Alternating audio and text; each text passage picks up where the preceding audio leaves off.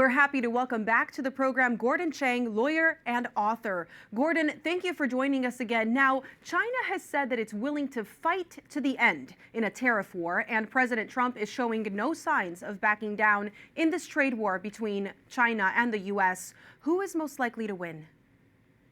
I think we're most likely to win. First of all, we're the bigger economy. Also, we are the trade deficit economy. Last year, China ran a $295.4 billion merchandise trade surplus. Trade surplus countries have everything to lose.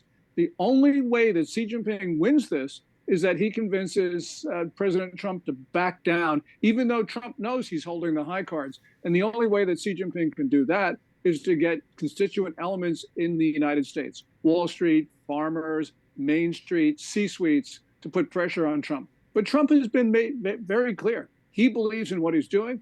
So I don't think the Chinese have got the ammunition to get our president to surrender in this. No, but why are they so adamant about remaining in this trade war and not negotiating? Well, first of all, Xi Jinping has configured the Chinese political system so that only the most hostile answers are considered to be acceptable.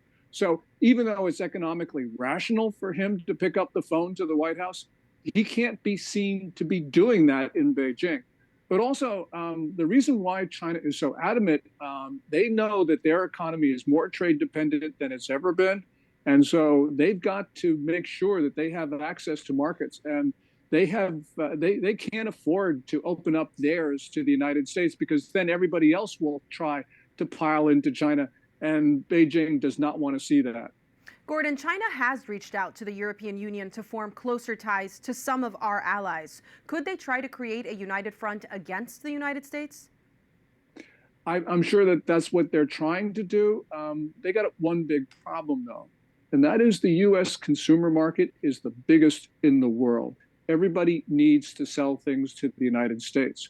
And that's why when President Trump's pausing tariffs on everybody and saying we'll negotiate with Japan, South Korea, and the EU, I think that the Chinese are pretty concerned about that. And that's why I think we're seeing some pretty belligerent rhetoric out of Beijing. But I think that's a front. Well, we're all watching and feeling the effects of this trade war. If it does continue, then what effects can we see and expect to see across the globe? I think that we probably will see a little bit increase in consumer prices, but not as much as people fear. And the reason is that supply chains are going to readjust. They're going to move from countries where the tariffs are high, the American tariffs are high, to countries where the tariffs are lower. And that is just sort of the way that trade works. It's never a bilateral matter, U.S. versus China. It's always multilateral. And we see the global system is flexible and it can adjust. Now, Gordon, quickly switching subjects, we've seen that you've followed the imprisonment of Jimmy Lai over the past couple of years now. I mean, 2020 was when he was first arrested. Is it possible that this back and forth with China could also include a deal to release him? The release of Jimmy Lai is always in the cards. And the reason is he's 75, 76. He's not in good health. And the last thing that China wants to see is Jimmy dying in prison. That would make him even more of a martyr than he is.